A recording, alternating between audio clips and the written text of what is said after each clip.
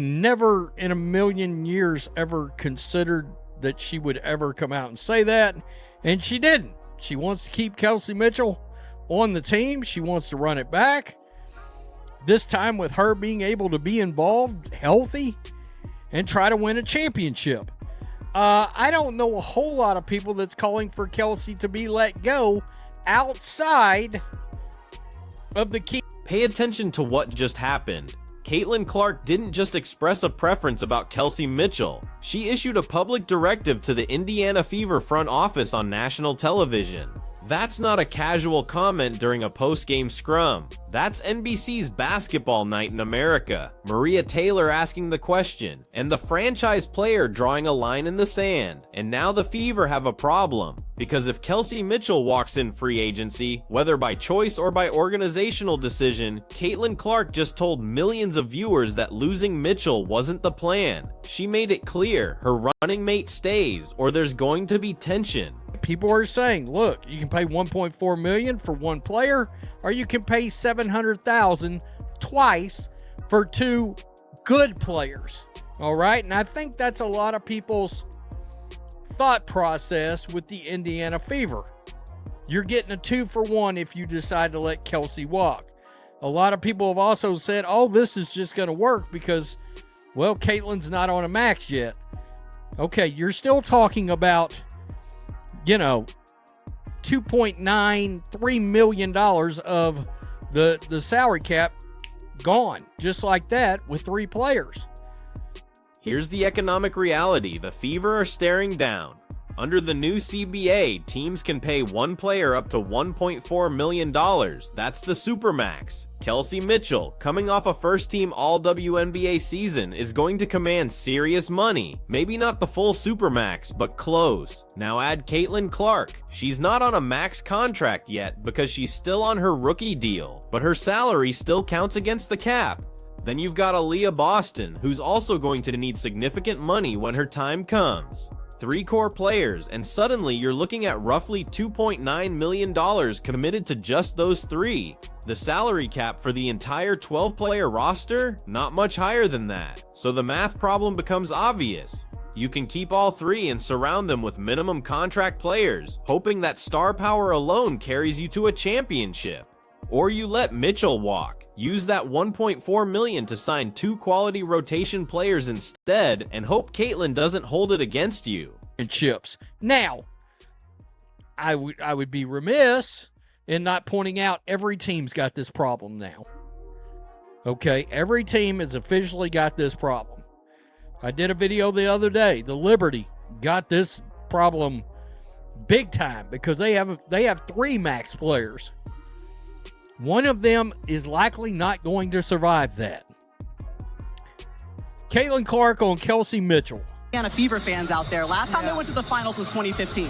Okay, you guys made the semis of the East last season. You had to watch from the side. And this isn't just an Indiana Fever problem. Every team with multiple stars is facing this exact crisis right now. The New York Liberty have three max players. Mathematically, one of them has to go. You cannot build a competitive roster when three players consume nearly your entire salary cap.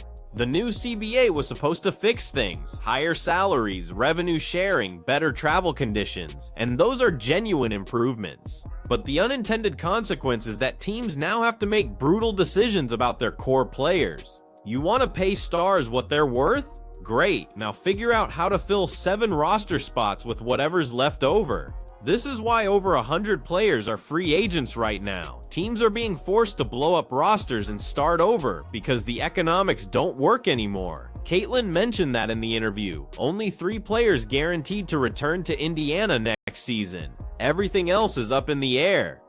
Oh, Indiana Fever. Good luck if you let Kelsey Mitchell go. Caitlin Clark has publicly sent a directive straight to the Indiana Fever front office and leadership. What happens if you can't re-sign her? If she ultimately doesn't want to stay? Or if leadership believes they need to let her go? This is going to get so interesting because if Kelsey Mitchell goes, you run the risk of the best player on the planet being very disgruntled.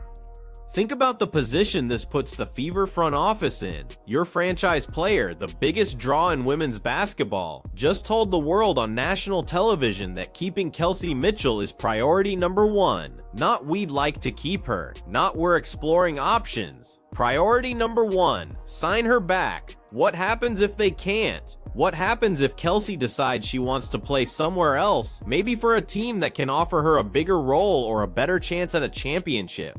What happens if the front office looks at the numbers and decides they genuinely cannot afford to bring her back at market value? Caitlin Clark just created a public expectation, and if that expectation isn't met, she's gonna be asked about it. Every interview, every press conference, someone's gonna bring up the fact that she said Kelsey was the priority and the team let her walk anyway. That's not a comfortable position for anyone involved.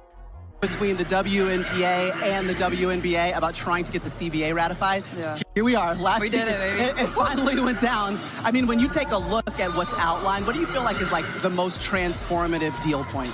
I mean, I think the salary and revenue sharing, I think it's as simple as that. And obviously there's a lot of great things in the CBA as we move forward. But I think simply that, I think it sets a precedent for all of women's sports going forward, not just women's basketball, that we're truly valued and the product that we put on the floor is truly valued. So just excited and really thankful for everybody on the WNBA side and everybody on the PA side. People put a lot of time and energy into it, took time away from their families. So they were having 10-hour meetings. They're up till 4 a.m. So just really grateful and thankful, and people were very selfless through the process. Now listen to how Caitlin talks about the new CBA, salary and revenue sharing. That's what she highlights. Not the travel improvements, not the maternity benefits, not the expanded rosters, the money. And she's right to focus on that because the money is what changes everything. The revenue sharing piece is genuinely transformative. For the first time, WNBA players are getting a real cut of what the league generates. 50% of revenue above a certain threshold goes to the players. That's an actual partnership model, not the old system where the league could be profitable and the players still made poverty wages. But here's what Caitlin doesn't mention in that clip. The revenue sharing only works if the revenue actually grows. If the WNBA plateaus, if viewership doesn't continue climbing, if the next media rights deal disappoints, then that 50% split doesn't amount to much. The players bet on themselves. They bet that the Caitlin Clark effect continues, that expansion brings new markets and new money, that the momentum from this season carries forward. Expansion, she does mention the Connecticut Sun going from Connecticut to Houston. She brings that up. She talks about that. I'm just pointing that out. I'm in Texas, by the way, so I'm just pointing that out. But nonetheless, another great showing from Caitlin Clark last night. I mean, she is fantastic as a pregame analyst. I mean, whenever she gets ready to retire, they're going to back the Brinks truck up to get Caitlin Clark in as an analyst. And then there's the expansion conversation. Caitlin brings up the Connecticut Sun potentially moving to Houston. She's in Texas when she mentions it, so maybe there's some personal interest there. But the bigger point is that expansion and relocation are about to reshape the entire league. Golden State comes in next season, Toronto and Portland the year after that. That's 3 new rosters that need to be filled, which means 3 expansion drafts where existing teams lose players. The Fever could build the perfect roster around Caitlin and Kelsey, get everything balanced just right, and then lose a key rotation player to an expansion draft. Or here's another scenario. Kelsey Mitchell decides she wants to be the centerpiece of a franchise instead of Caitlin's running mate. Golden State has money to spend and needs a marquee name. Maybe she takes the Supermax there and becomes the face of a new franchise in a massive market. Can't blame her for that. But it leaves Indiana scrambling to replace a first-team All-WNBA guard, and it puts Caitlin in the position of publicly supporting a player who then left anyway. Love it, because she handles herself so well, so professionally, talks so professionally, personable, likable, which is probably the number one aspect of that job is, Do you like the person? Do you enjoy listening? People always wondered why did everybody love John Gruden so much on Monday Night? Because he came across as likable. John Madden came across as likable, right? And Caitlin Clark's got that. She's got it for I mean, you got some, and look, not everybody has that. Jordan, not good on television. Not really good on television as an analyst. Joe Montana, Jerry Rice, Emmitt Smith sucked. I mean, you would have thought, hey, that's, you know, 3 of the top 10, top 15, top 20 NFL players ever were not good NFL analysts. It didn't work out. Caitlin's got it. She's got it. You know, I am not the biggest fan of the whole let's shoehorn a woman into every position known to man. But she could call, I believe, be an analyst and do a hell of a job for an NBA game. And for me to say that, I mean, that's saying something. But I think she knows her ball, and she, again, part of that job, a huge part of that job is being very likable. By the way, there were fans last night at this event that showed up just because she was there with jerseys, brought their little girls. And more people showed up for her last night than they did at Barbie Fest. Oh, too soon, Rhodes. Too soon. Peace. I'm out. Till next time. Thanks for watching the show. Be sure to like, comment, and subscribe.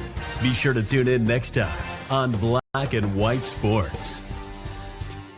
Here's what makes this situation so fascinating. Caitlin Clark is already thinking about her post-playing career. You can see it in how she handles these interviews, the way she breaks down plays, the way she articulates strategy, the way she connects with the audience. She's a natural, and the comparison to other all-time greats is striking. Michael Jordan was arguably the greatest basketball player ever, terrible as a television analyst. Couldn't translate his on-court brilliance into compelling commentary. Joe Montana, Jerry Rice, Emmitt Smith, 3 of the best football players in NFL history. All of them struggled in the broadcast booth. The skills don't transfer automatically, but Caitlin has it. That combination of basketball IQ, communication ability, and likability that makes someone successful in media. She could call NBA games right now and be better than half the analysts currently doing it. And that's not because she's being shoehorned into a position for diversity reasons. It's because she genuinely understands the game at an elite level and can explain it in a way that makes sense to casual fans. Think about what that means for her future earning potential. WNBA Supermax is $1.4 million.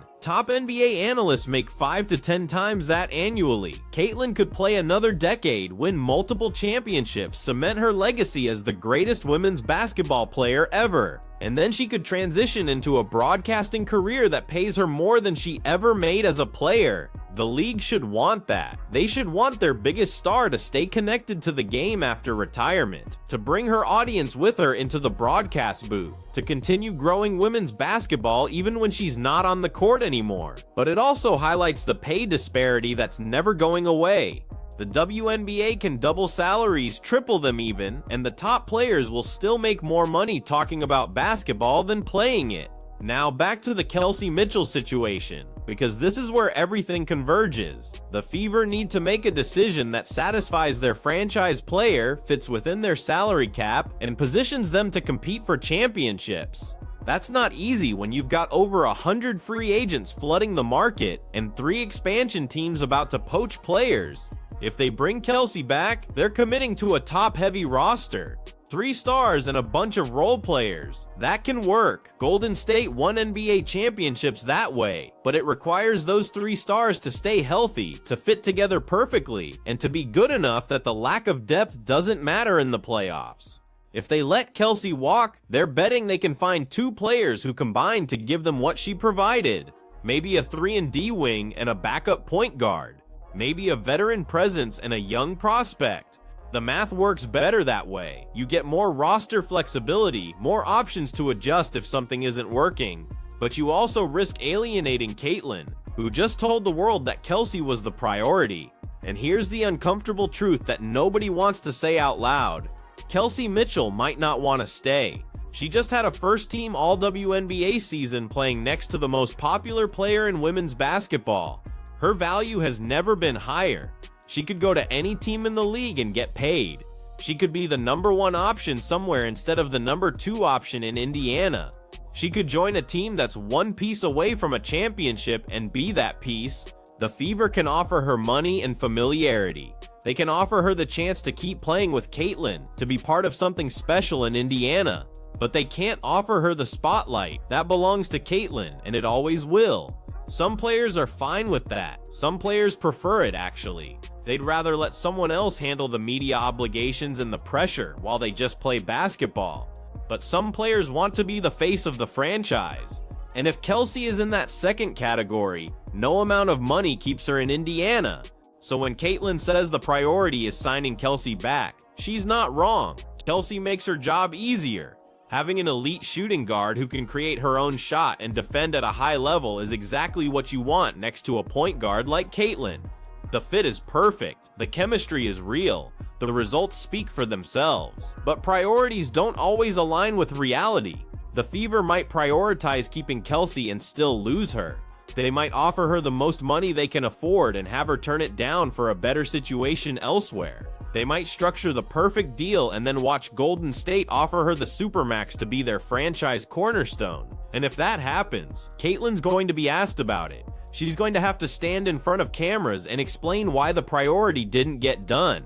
She's going to have to answer questions about whether she's frustrated with the front office, whether she thinks they did enough to keep Kelsey, whether this changes her own long-term plans in Indiana. That's the risk she took by making this public.